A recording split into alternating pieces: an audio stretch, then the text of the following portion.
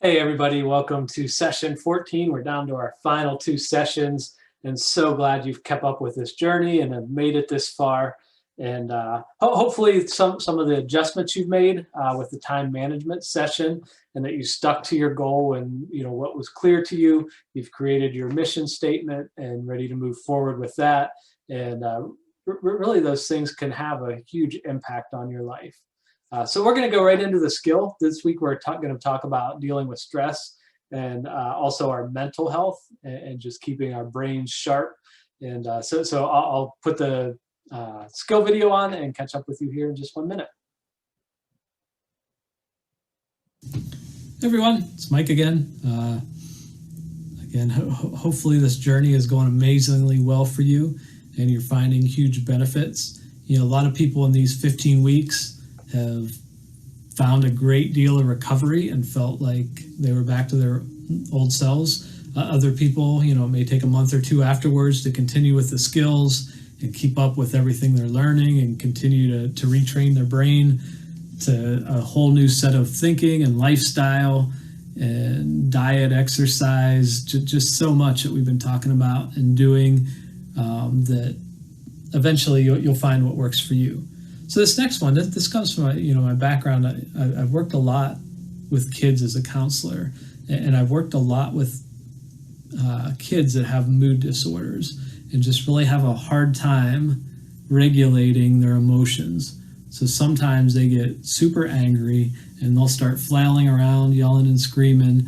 And one of the techniques that I've learned along the way is, if a kid's super upset and they're kind of getting out of control, I would put my hands on their wrists as they're kind of flailing around, and you don't hold them, you don't stop them, but you actually go faster than they are, right? So when you start going faster, instead of in their rhythm of flailing, they're now in your rhythm because you're going with them, you're going faster, and as you kind of talk in a calm voice and give them some encouragement, some kindness, you start to slow down that rhythm.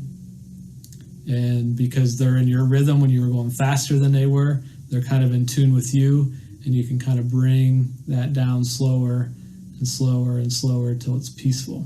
So if you find yourself, let's, I'll just take the camera and I'll put it down on my feet. So let me, I don't know if I can switch. Let me go back to this. I'll just back up as far as I can, and I can't see the bottom of my phone, so hopefully you're able to see this.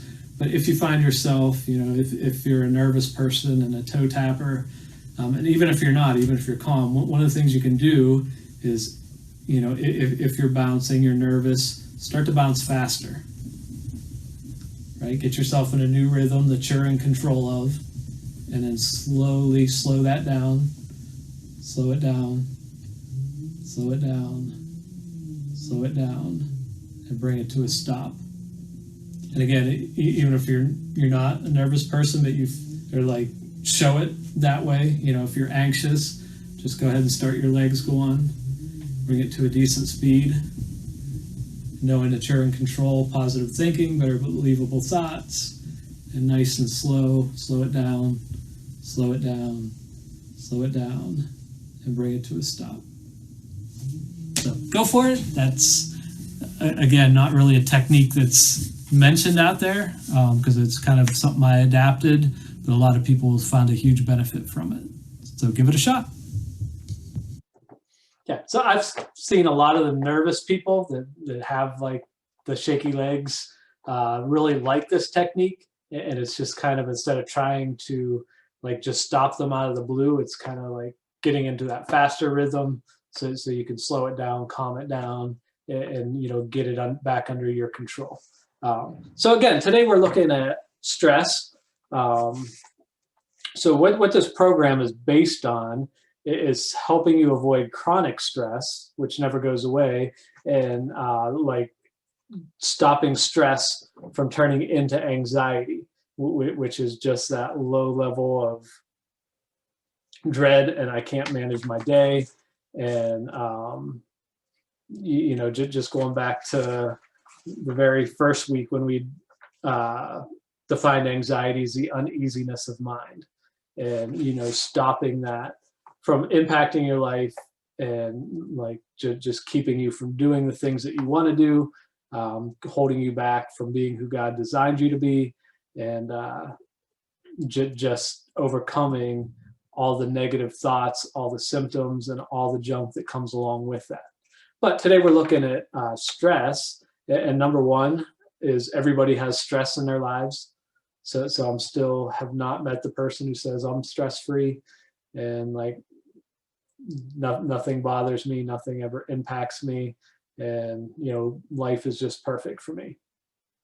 So the American Psychological Association, every year they ask Americans the question on a scale of 1 to 10, how stressed are you?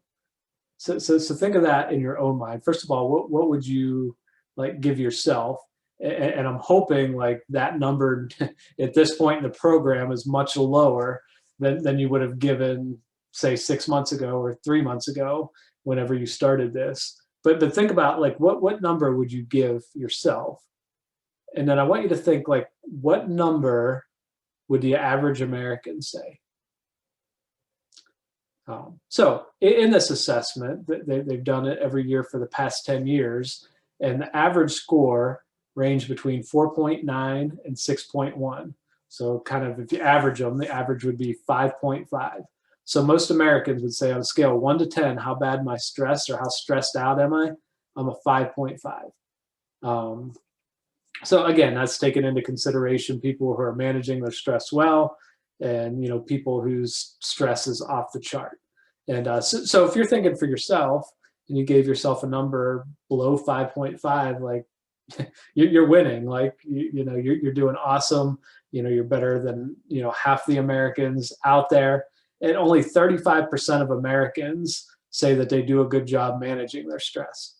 So 2 out of every 3 people that you meet on the street doesn't have the skills that you've learned over the last several months. And again, a lot of this is on you. You've got the skills, you got the way to manage, you have the ability to be that 1 out of every 3 people that says like, yeah, I'm stressed too, but let me tell you some of the stuff I learned. I got this breathing technique, I've got this tapping, I've got the emotional freedom technique. I've got better but believable thoughts.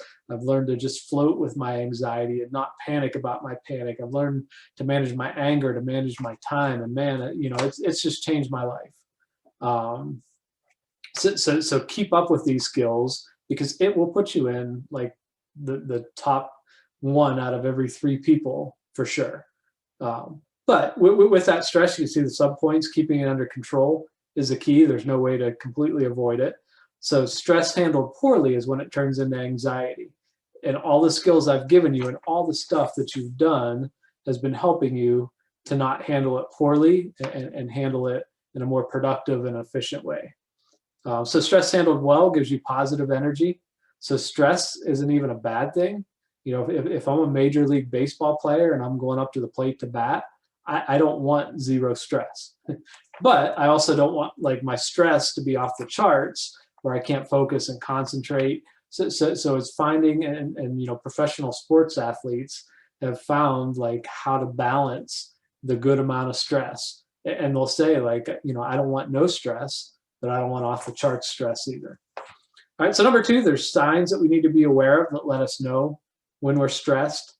So, as you look at that, a lot of these are relating back to the first week when you were circling symptoms and things that you had. But when you start to feel these things, know that these are normal and you have the ability to control them and stop them from controlling you. I really like, if you look at the very bottom of the page, there's that quote: when you can't control what's happening, challenge yourself to control the ways you're responding to what's happening. So there's things in life that get thrown at you that's out of your control, and so you can't control the situation, but you can always control the way that you respond to that situation.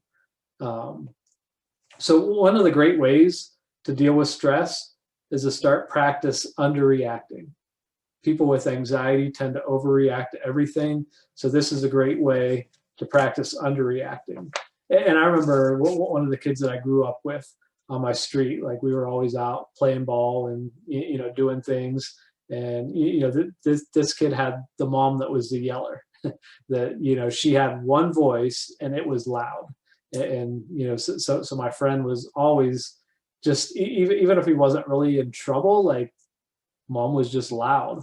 And it always just seemed like he was being yelled at constantly because mom was so loud.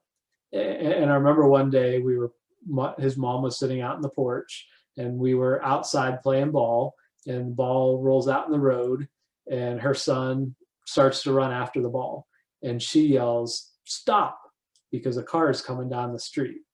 Now, in my friend's mind, you know, she's always loud. So it's gotten to be like just normal talk, normal behavior. And so now she's screaming stop, and she has reason to scream stop because the car's coming. And my friend, it didn't even faze him because mom is always yelling. Like, this is nothing unique, nothing different. So he runs out into the street. Thankfully, the car saw the ball, saw the kid, hit the brakes, and like nothing bad had happened. But that was kind of like an eye-opening moment for her. Like, my screaming should only be used in an emergency. And I could say, like, even with my own child, like I could probably like count on one hand like the number of times like I really like raise my voice with him, because that's safe for when he's going to touch a hot stove, when he's going to run out into traffic. And so I know my son, like right away, like if I raise my voice, like he's going to stop because he's going to know that's not the normal thing. And so part of that, if you're that loud person, if you're that yeller, if you're the one that's always overreacting to everything, like this is a great chance for you to start practicing underreacting, and really focusing on things that are important. And I remember the story of there was a fighter pilot that it would have been, I think, in the Gulf War, that he was going on these different missions. And the story is told. I used to work at a place called the Leadership Center. So this was like one of the commanding officers that shared this story. And so he's saying like this fighter pilot that he had a recording of his 4-year-old daughter on some of the commands that came through that airplane. Because when you get into that battle and when you're in the air, like there's messages blaring over the speakers nonstop. And it's, it's saying people's altitudes, it's saying like different directions in airspace, and they're all important, but they're not emergencies. And there's just nonstop chatter.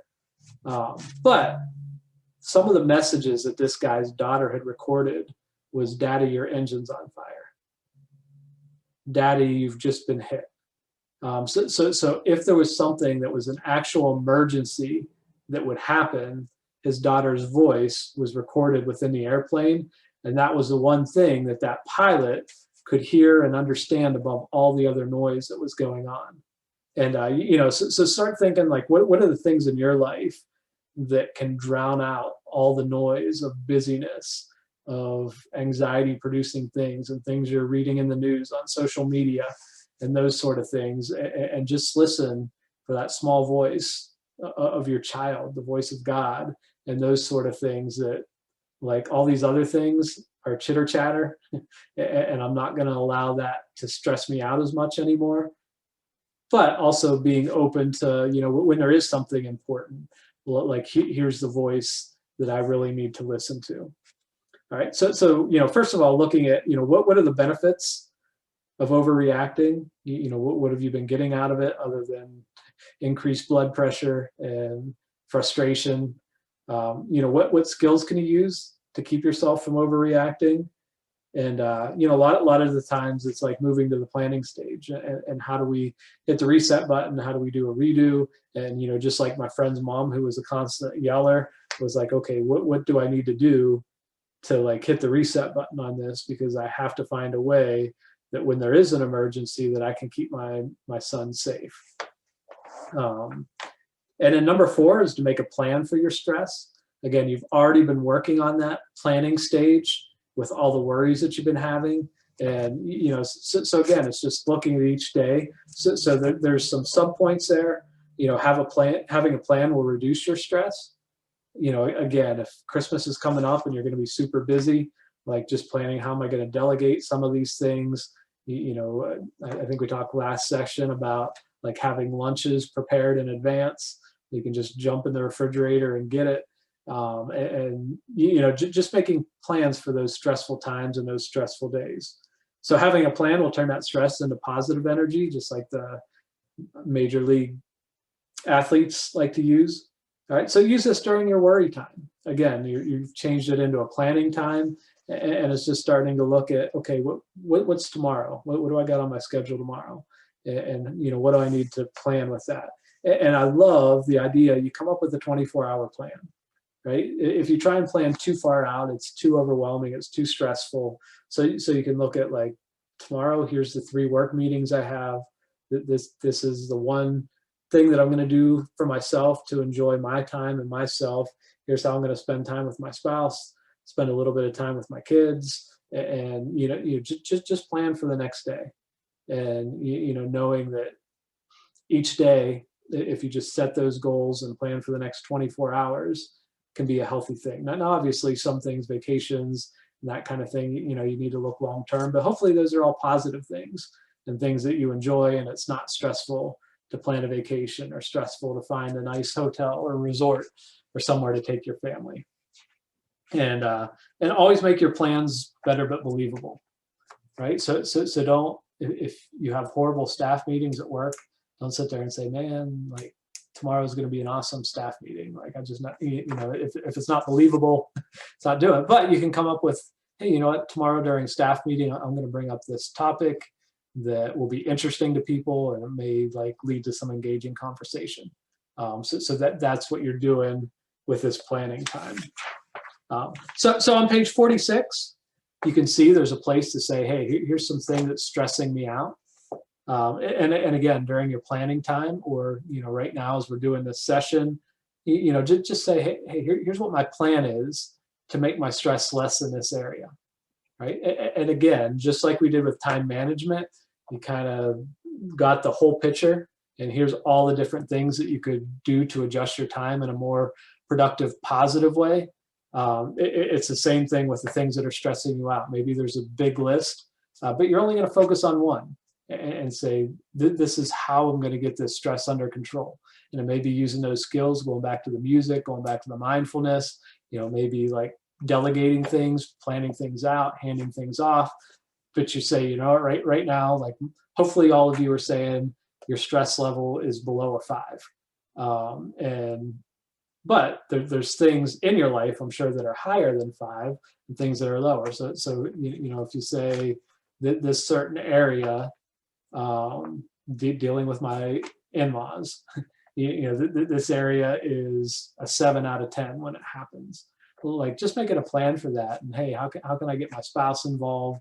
How can I turn some of these conversations more positive and focus on the positive things and set the tone for some of these conversations, and just making plans so the next time you visit the in-laws or talk to the in-laws, that maybe can go from a 7 to a 4, and trying to push all these areas of stress under the 5. And I'm just writing that in my notebook as well. So, that was just a new thought that came, that as I work with people, hopefully I'll be able to use with them in the future. And I also like, during your worry time, there's something called the Socratic method as a way of processing your stress. So there's a group of questions there that when you find yourself stressed, that you can ask yourself. So for example, let's say I got a job interview coming up and I'm really stressed about that. I feel like it's turning into anxiety and I can't really control it anymore. I can go and ask these questions. So question number 1, when will my worry no longer matter? So let's say, hey, I got a job interview Friday at 1 o'clock. Let's see. So this worry won't matter anymore Friday at 3 o'clock because the job interview will be over. Then question 1, if it won't matter then, so if it's not going to matter Friday at 3 o'clock, why does it need to matter now? And, when you really think about that question and like dig into it, like, what if a couple days from now, it's not worth worrying about, why should I worry about it now? And the next one, how often do things turn out better than I expect?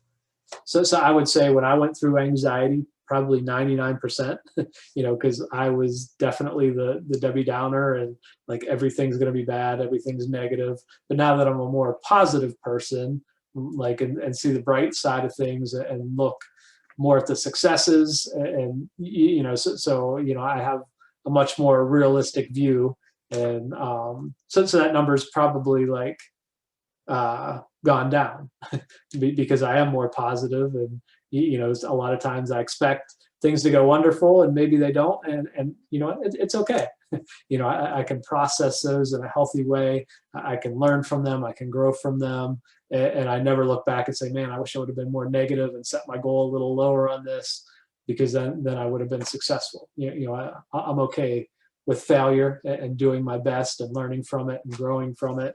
And but the next question, what is the likelihood that I'm going to make a mistake in a job interview? I'm guessing you probably won't walk out and say, man, I nailed every question and said everything just perfectly the way I wanted.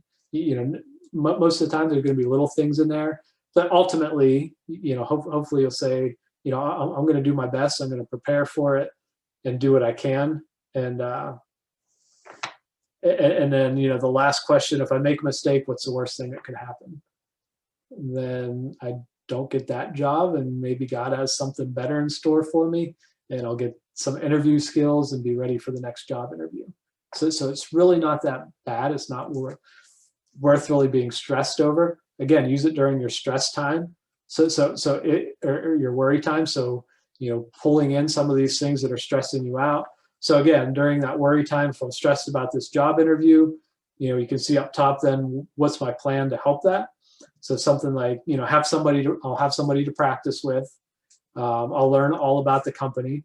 So right now I'm working for Butler County Community College. That's where I teach psychology and oversee a lot of our student services and help students in a multitude of ways.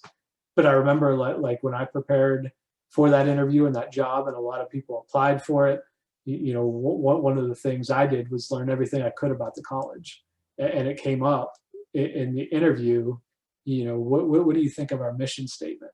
And I was the only candidate, I think, that actually knew what the mission statement was and was able to relate what I can do that would help them fulfill that mission. And so, you're going to learn about the company. You're going to use skills to be calm and confident throughout it. And you're going to do your best and ultimately trust God that, in his wisdom, ultimately it's going to work out the way that he desires and the way he wants, which is the best way for it to work out anyway. All right. And then finally, number 6 is to find ways to challenge your mind. So you never want to just give up on learning, growing. Your brain needs exercise just like your body. So find challenging activities.